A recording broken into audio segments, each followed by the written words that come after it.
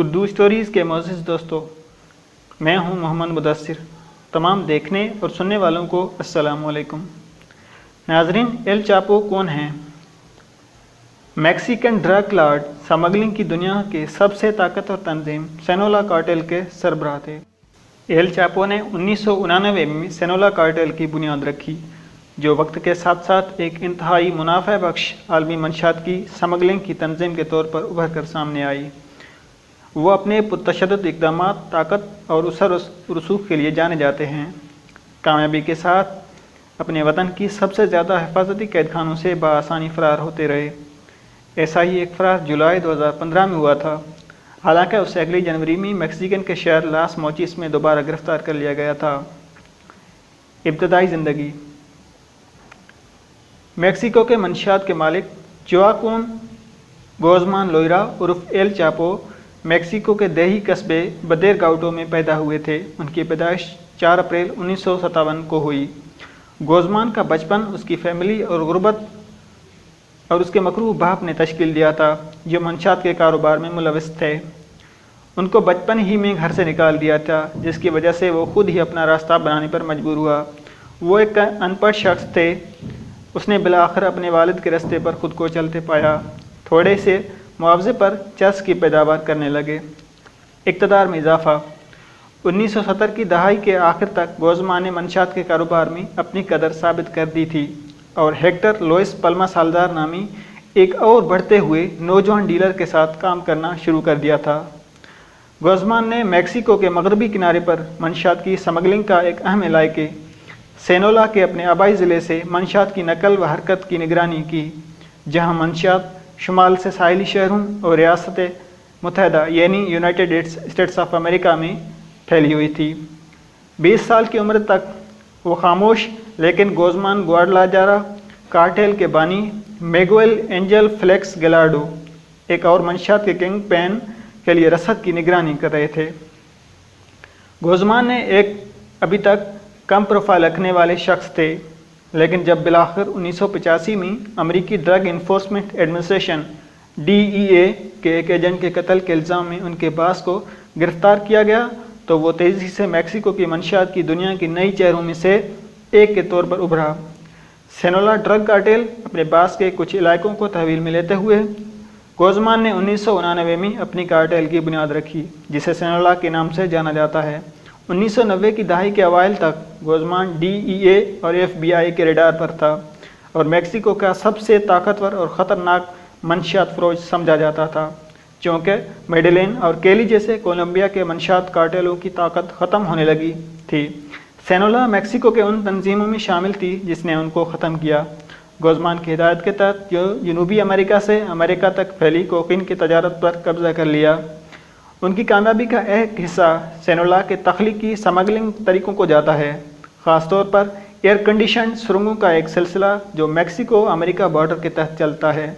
ایک اور طریقہ کار میں آگ بجھانے والے اوزار کے اندر کوکین پاؤڈر چھپانا شامل ہے، جس پر مرچ کا لیبل لگا دیا جاتا تھا۔ کوکین کے علاوہ سینولا ہیروئن، چرس اور میتھامفیٹامائن کو امریکہ اور اس سے آگے بھی سمگل کرتا تھا۔ آخرکار کارٹیل کے خیموں نے 5 براعظموں کو چھو لیا اور دنیا منشیات کا سب سے بڑا آپریشن بن گیا۔ گوزمان نے اس کامیابی کو سخت محنت کے ساتھ جوڑا ہے۔ اس نے اپنی سلطنت کی حفاظت کے لیے لاس چاچوس، لاس ٹیکساس، لاس لوبوس اور لاس نیگروس جیسے ناموں کے ساتھ گروہ قائم کیے۔ گزشتہ برسوں میں گوزمان کے مردوں پر میکسیکو میں 1000 سے زیادہ قتل ارتکاب کرنے کا الزام عائد کیا گیا ہے۔ 1993 میں گوئٹیمالا کے حکام نے گوزمان کو گرفتار کیا اور اسے میکسیکو منتقل کر دیا، جہاں اسے 20 سال کی سزا سنائی گئی اور زیادہ سے زیادہ حفاظتی قید میں رکھا گیا۔ سلاخوں کے پیچھے گوزمان نے اپنی طاقت برقرار رکھی۔ رشوت کے ذریعے اس نے ازدواجی دوروں کا انتظام کیا اور اسے بڑے پیمانے پر اپنی منشیات کا آپریشن چلانے کی اجازت دی گئی۔ یہ کہانی 2001 میں اس وقت بڑھ گئی جب رشوت خور جیل گارڈز کی مدد سے وہ لانڈری کی ایک گاڑی کے ذریعے جیل سے فرار ہو گیا۔ وفاقی تحقیقات کے نتیجے میں جیل کے 71 ملازمین کو گرفتار کر لیا گیا، جس میں جیل کے وارڈن بھی شامل تھے، لیکن گوزمان نے اپنا کنٹرول صرف سخت کر کے اگلی 1.5 دہائی میں اپنی قسمت کو اور بھی بڑھا دیا۔ 2009 میں سینولا مبینہ طور پر $3 بلین سالانہ کما رہی تھی، جس میں گوزمان کی آمدن تقریباً $1 بلین تھی۔ उसने दुनिया के सबसे अमीर लोगों की फोर्ब्स की फहरिस्त में 701 नंबर हासिल किया। गोज़मान जल्द ही अमेरिकी हुकूमत का मंशियात का पहला नंबर टारगेट बन गया, जिसने मालूमात के तबादले $5 मिलियन इनाम की पेशकश की, जिसकी वजह से उनकी गिरफ्तारी अमल में आई। मैक्सिको की हुकूमत का 2006 में मंशियात के कार्टेलों पर एक जारहाना फौजी ऑपरेशन गोज़मान को नंगा करने में नाकाम रहा, जो आज़ादी से अपने मुल्क में घूमते रहे, यहाँ तक कि उन्होंने इस अरसे में शादी भी की। इस तकरीब को एक बड़ी पार्टी के साथ मनाया गया, जिसमें मेहमानों में पुलिस अफसरान और मकामी सियासतदान भी शामिल थे। फरवरी 2014 में गोज़मान को आखिरकार मैक्सिको के पैसिफिक साहिल के शहर मज़ातलन के एक होटल में गिरफ्तार कर लिया गया।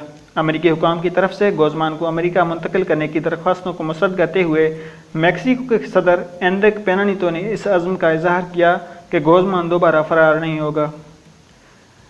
ये अफसोसनाक हद से ज़्यादा होगा। उस वक्त पेना नीतो ने कहा, हुकूमत के लिए ये नाकाबिल माफ़ी होगा कि वो एहतियाती तदाबीर अख्तियार न करें ताकि ये यकीनी बनाया जा सके कि आखिरी बार जो कुछ हुआ उसको दोहराया न जाए। उसके बावजूद 18 माह से भी कम अरसे बाद गोज़मान ने जुलाई 2015 में जेल से दूसरी हिम्मत की परवाज़ का इरादा किया। इस फरार के लिए गोज़मान ने अपने सेल के वाशरूम के हिस्से में एक खुली हुई जगह से 30 फुट की सीढ़ी के नीचे उतरे और उसके बाद सुरंगों के एक नेटवर्क में सफ़र किया, जो उसके सेल को एक ऐसे मकान से जोड़ता था जो अभी 1 मील के फासले पर ज़ेर तमीर था। 17 अक्टूबर 2015 को गोज़मान को शुमाल मगरबी मैक्सिको के पहाड़ों पर गिरफ्तार करने के लिए नाकाम फौजी ऑपरेशन में फरार होने पर उनके चेहरे और टांग जख्मी हो गए थे। उसी ज़माने में बाकी दुनिया से नावाकिफ़ उसने अमेरिकी अदाकार शॉन पेन के साथ एक खुफिया इंटरव्यू भी किया। गोज़मान अपनी ज़िंदगी के बारे में एक फ़िल्म बनाना चाहते थे और मैक्सिकन अदाकारा केट डेल कास्टिलो के तौसत से पेन से रब्ता करने में कामयाब रहे। दोबारा गिरफ्तारी 8 जनवरी 2016 को मैक्सिको के हुकाम ने ट्विटर पर ऐलान किया कि लास मोजिस शहर में सुबह सवेरे फायरिंग के तबादले में गोज़मान पर दोबारा गिरफ्तार कर लिया गया है। सदर ममलिकत ने लिखा, मिशन पूरा हुआ, हमारे पास वो है। पेन के साथ उनके इंटरव्यू रोलिंग स्टोन वेबसाइट पर शाये होने से महज एक दिन पहले ही मंशियात के मालिक को यह खतरा लाहिक हो गया। ये वाज़ेह नहीं है कि अदाकार के साथ उसकी गुफ्तगू ने उसकी गिरफ्तारी में मदद दी है, अगरचे मैक्सिको के हुकाम ने उनके इलेक्ट्रॉनिक निगरानी के तबादले को इस अमल के लिए मददगार करार दिया है। गोज़मान को इसी जेल में वापस कर दिया गया था जहाँ वो पिछले मौसम सरमा में फ़रार हो गया था। अक्टूबर 2016 में गोज़मान के मामले की सदारत करने वाले जज वाइंट बर्मोड्स ज़करियास को उनके घर के करीब कत्ल कर दिया गया था। जनवरी 2017 में मैक्सिको की हुकूमत ने मंशियात की स्मगलिंग और दीगर इल्ज़ामात का सामना करने के लिए गोज़मान को अमेरिका के हवाले कर दिया।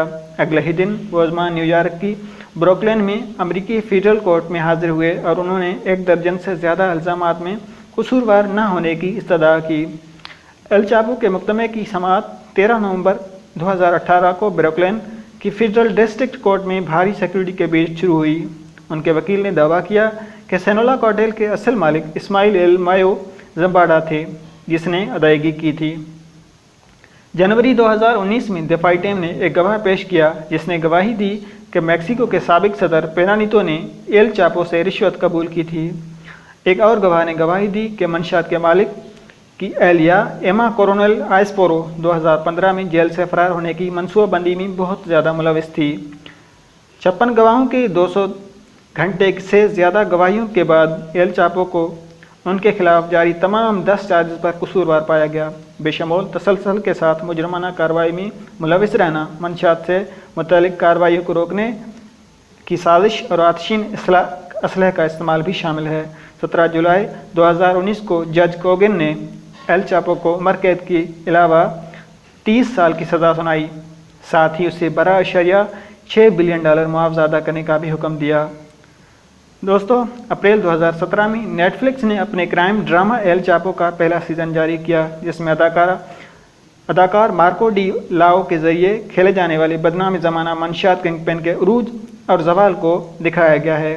दूसरा सीज़न उसी सितंबर और तीसरा सीज़न जुलाई 2018 में शाया हुआ। दोस्तों, मुझे उम्मीद है कि मेरी ये कहानी आपको पसंद आई होगी। उसके साथ ही मेरी आपसे रिक्वेस्ट होगी कि मेरे इस चैनल को सब्सक्राइब ज़रूर कर दें और साथ ही बेल के आइकन को प्रेस करें ताकि हर नई आने वाली वीडियो आपके पास बाकायदगी के साथ पहुंचती रहे। शुक्रिया।